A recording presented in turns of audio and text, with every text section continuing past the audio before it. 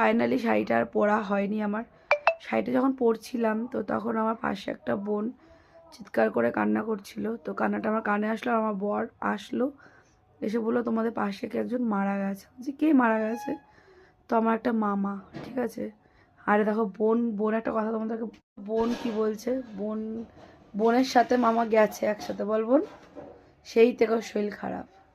আসলে সরস্বতী পুজো বলে যে বেরিয়েছিলাম একটু মানে ঘুরতে বেরিয়েছিলাম 3টের সময়। তো আমিও বেরোচ্ছি, উনিও রাস্তা দিয়ে, উনিও বাড়ির থেকে বেরিয়েছে, আমিও বাড়ির থেকে বেরিয়েছি।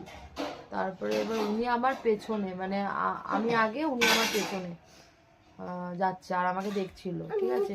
তা আমি যখন আমি একটা ফটো তুলেছি, সেই ফটোর পেছনে উনি রয়েছে, ঠিক আছে। মানে মানে আমি, আমার স্বভাব আছে একটু রাস্তা দিয়ে গেলে না ক্লিক করি ফটো, তো ফটো তুলেছি, উনি আমার ফটোর পেছনে রয়েছে। আর একটা কথা, আমি রাস্তা দিয়ে যাচ্ছিলাম, একটা ছেলে কি বাজে ইঙ্গিত দিয়ে কি কথা বলেছিল, আমি এটাকে গায়ে নিইনি, মানে অনেকে নিয়ে বলছিল। এবার পেছনে মামাটা ছিল আমার সাথে, উনি আপে চলে গেছে, আমি ডাউনে চলে গেছি। আমি বাড়ি আসি তখনই ও আমাকে ফোন করে বললো যে বোন এরকম পাশের বাড়ি একটা মামা মারা গেছে। কি বলছিস? আমি তো এইমাত্র দেখলাম, আমার সাথে অ্যাকচুয়ালি আসলো, তো কি করে মারা গেল? আমি তো ট্রেনের মধ্যে, আমার প্রেশার উঠে গেছে সঙ্গে সঙ্গে। আমি বলছি মা, ভালো লোক, বলছে বাথরুমে পড়ে মারা গেছে, স্ট্রোক হয়ে গেছে। আমি বাড়িতে এসে হাওমাও করে চিৎকার করে সঞ্চিতা চিৎকার করে কাঁদছে, বাবা নেই, বাবাকে ফোন করেছি। এবার তাই বলছি যে মৃত্যুটা নাই যে এত সবাই যে এত কিছু করছো না, মৃত্যুটা না এখন মানে মানে কি বলবো, মামা হয়তো সুখের মরা মরলো, কিন্তু সবাইকে কাঁদিয়ে দিয়ে। তো যাক, এই জন্য আর শাড়িটা পরা হয়নি আমার।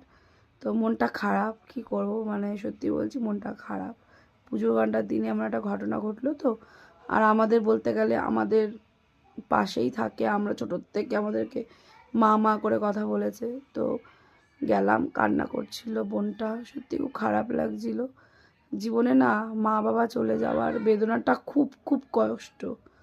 তো আর কিছু বলার নেই, তোমাদের সাথে এই ভিডিওটা শেয়ার করলাম।